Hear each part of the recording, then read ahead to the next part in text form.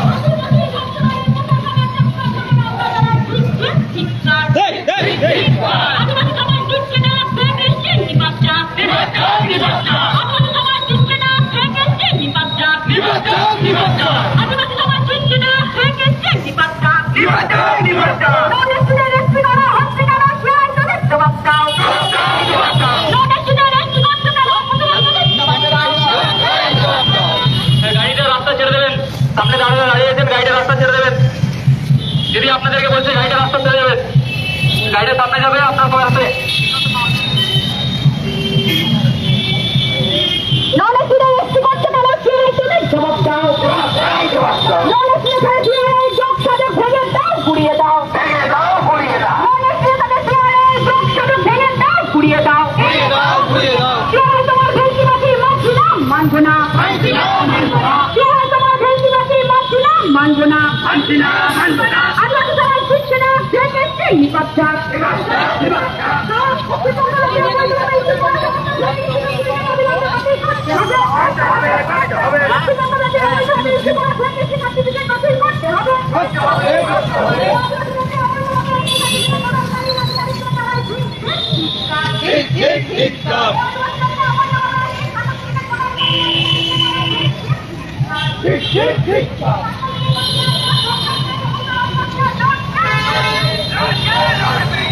জাতিরাও আমরা এসটি হতে চাই, এটাই বড় সমস্যা আমাদের কাছে। তারপরে ফেক সার্টিফিকেট, গোটা পশ্চিমবঙ্গে দেখবেন কে নেই। চৌধুরী থেকে আরম্ভ করে বিশ্বাস, চক্রবর্তী থেকে শুরু করে ব্যানার্জি, মেহেদি হোসেন থেকে আরম্ভ করে চৌধুরী, কেউ বাদ নেই। সবাই যে যখন পেরেছে আমাদের সার্টিফিকেটটা হাতিয়ে এবং বিভিন্ন ধরনের সুযোগ সুবিধা গ্রহণ করেছে। আপনারা জানেন, একদিকে কুর্মী মাহাতোরা আন্দোলন করছে, কখনো ডহর শেখা, কখনো রেল রোকো। আমাদেরকে এসটি করে দিতে হবে, কারণ ওই এসটিরা শুধু মধু খাচ্ছে, আমরা কিছু খেতে পাচ্ছি না, তাই আমাদেরও এসটি হতে হবে।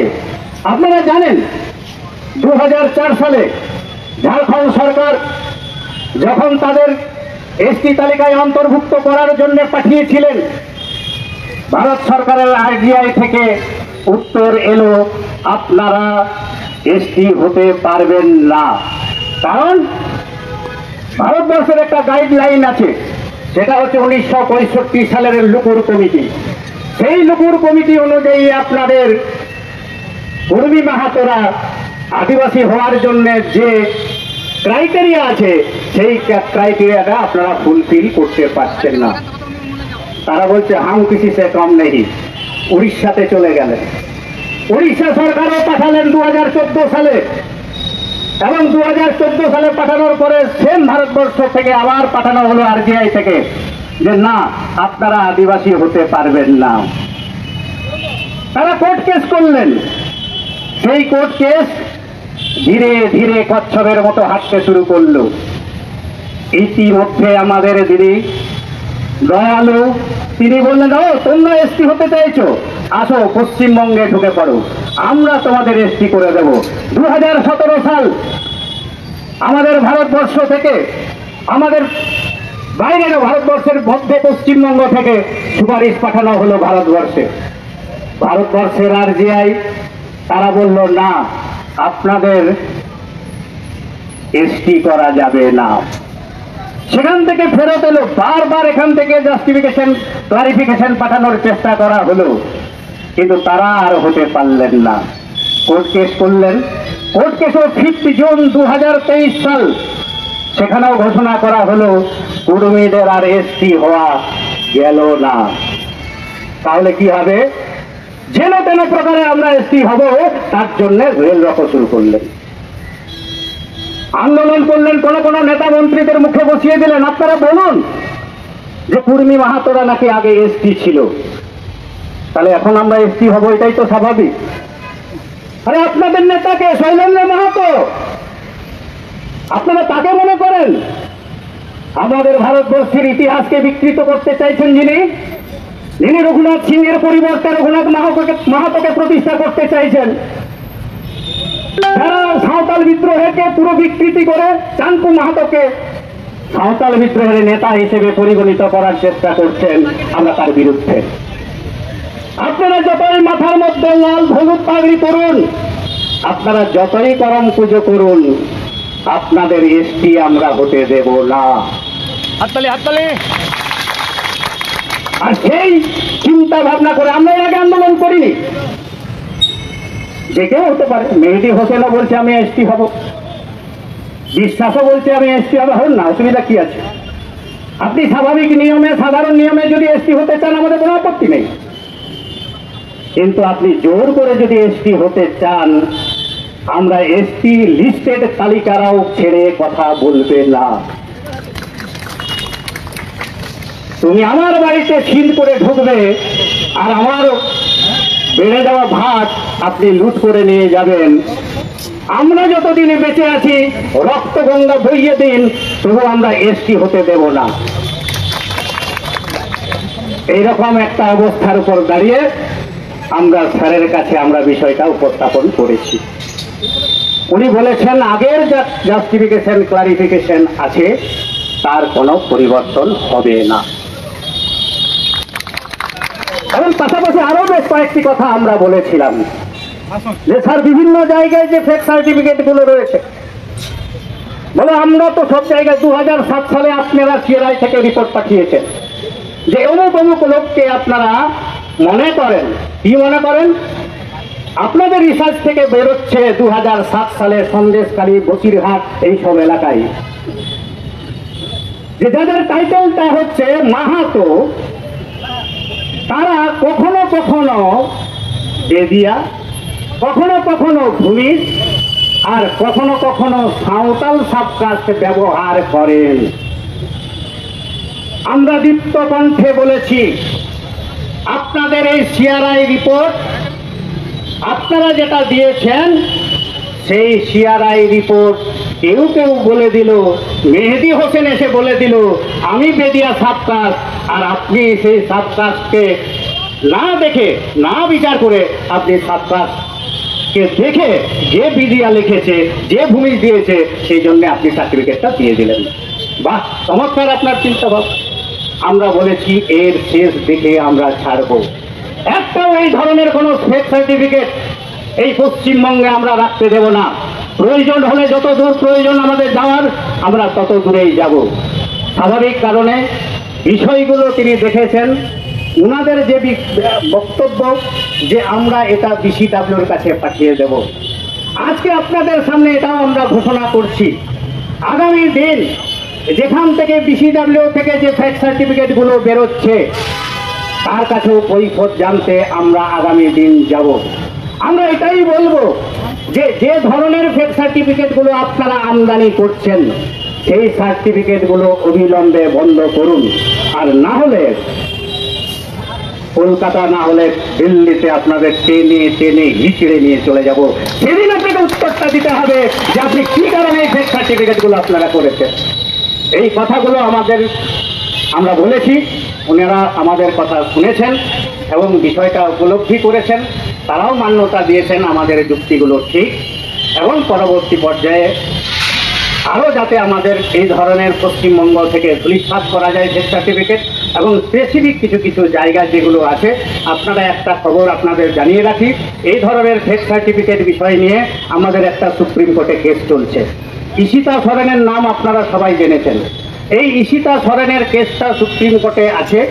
আমাদের বিভিন্ন সংগঠনের মানুষগুলো সবাই এখানে সাহায্য করছেন, স্পেসিফিক পশ্চিমবঙ্গ আদিবাসী কল্যাণ সমিতি দেখছে, কিন্তু তার মানে এই নয় এই সমস্যাটা পশ্চিমবঙ্গ আদিবাসী কল্যাণ সমিতি। এটা এমন সমস্যা নয় যে এটা হচ্ছে ভারত জাকাত মাঝি পারগানার সমস্যা, এটা আপামর আদিবাসী আমাদের সমস্যা।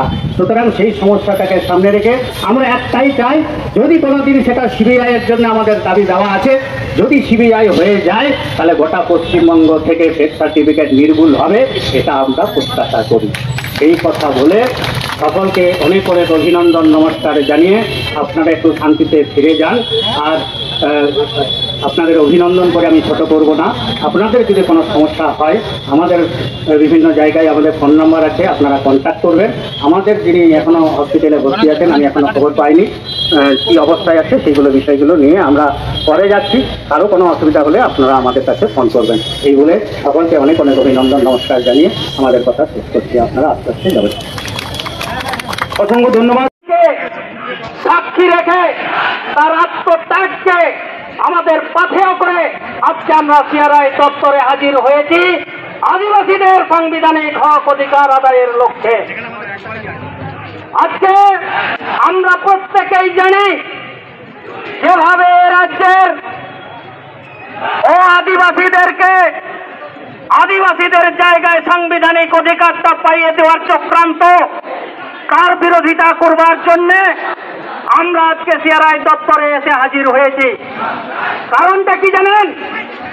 কারণটা হচ্ছে 24 পরগনার সন্দেশখালী এলাকার যে সমস্ত মাহাতো পদবীধারী, সন্দেশখালীর বিধায়ক সুকুমার মাহাতো, যার বাবা কানাইলাল মাহাতো চাষা কর্মী যার জাতি, তার ছেলে বিধায়ক সুকুমার মাহাতো কি করে ভূমিজ হয় তার ডকুমেন্ট এই সমস্ত ফাইলগুলোতে আছে, যেগুলো আমরা বন্দি করে নিয়ে এসেছি।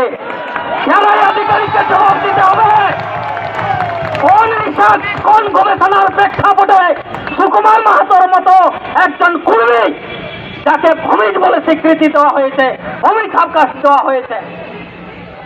এমন হাজারো তথ্য আমাদের কোথায় আছে, আমরা মুখের কথা বলছি না, আমরা একেবারে তথ্য প্রমাণ নিয়ে আজকে আমরা হাজির হয়েছি। এই হাজারো তথ্য আজকে সেই সিআরআই এর আধিকারিকদের কাছে আমরা জানতে চাইব যে আপনারা 2007 সালে সন্দেশখালীতে আপনারা গবেষণা করেছিলেন, তো চাষা কর্মীরা কি করে আপনাদের ভূমিজ হয়ে যায়? আপনারা ঘুষ খেয়েছিলেন, আপনারা মাংস খেয়েছিলেন, আপনারা তরল আলদয় খেয়েছিলেন, যার প্রেক্ষাপটে আপনার মাথা উল্টে গেছিল, আপনার গাঁজা খেয়েছিলেন, যে গাঁজার পরিপ্রেক্ষিতে আপনার রিসার্চ তথা গবেষণাটা উল্টোভাবে হয়েছিল। আমরা আজকে জানতে এসেছি নদীয়ার বিভিন্ন এলাকায় নাকাশিপাড়া, চাকদহ, এগুলাতে কি করে মাহাতো পদবীধারীদেরকে ভূমি সাবকাশে অন্তর্ভুক্ত করা হয়েছে, কি গবেষণা আছে আপনার প্রেক্ষাপটে? আমরা সঙ্গে যেতে চাই, আপনাদের সহযোগিতা করতে চাই যে তারা কিভাবে আজকে ভূমি হয়ে যাচ্ছে, বেদিয়া হয়ে যাচ্ছে, কিভাবে হচ্ছে। এনাদের রিপোর্ট হচ্ছে কি যে ভূমিজদের মতো, সাঁওতালদের মতো, বেদিয়ার মতো। আরে ভাই, ভূমিজ নয়, সাঁওতালা নয়, বেদিয়া নয়, মতোটাকে কিভাবে সার্টিফাই করলেন? মতটাকে কিভাবে সার্টিফাই করলেন? আপনি একজন অক্ষম অযোগ্য আধিকারিক। আপনার এই সিংহাসনে, আপনার এই চেয়ারে, এই দপ্তরে, এই সিআরআই এর মতো গুরুত্বপূর্ণ আদিবাসীদের ভাষা সংস্কৃতি রক্ষকের যে অফিস, সেটাতে বসার মতো আপনার যোগ্যতা আছে বলে আমরা মনে করি না। আপনি অযোগ্য। আপনি দায়িত্ব ছাড়বেন। আপনি যার হেলনে চলছেন সেই নবান্নে গিয়ে খবর দেন যে আদিবাসীরা আজকে এসেছে আমার এই আসনটাকে তুলে ফেলতে। তিনি যদি বাঁচাতে পারেন তো বাঁচান। আজকে কিন্তু এটার একটা হেস্তনেস্ত দেখেই কিন্তু আমরা যেতে চাইছি। এটা মনে করবেন না, এটা হালকা মনে নেবেন না। আমরা এর শেষ দেখেই ছাড়বো। তাই বলছি, কেউ এখান থেকে যাবেন না। আমরা যেভাবে এসেছি আমরা ভিতরে যাব। আমাদের যে সমস্ত প্রশ্ন রয়েছে সেই প্রশ্নের সঠিক জবাব দিয়ে এখানে ফিরে আসবো, আবার আপনাদের জানাবো। আর এর যদি সঠিক জবাব না পাই তা বৃহত্তর আন্দোলন আগামী দিনেও দেখা যাবে। সকলকে ধন্যবাদ, অভিনন্দন, জোহার জানিয়ে আমি আমার বক্তব্য এখানে শেষ করছি।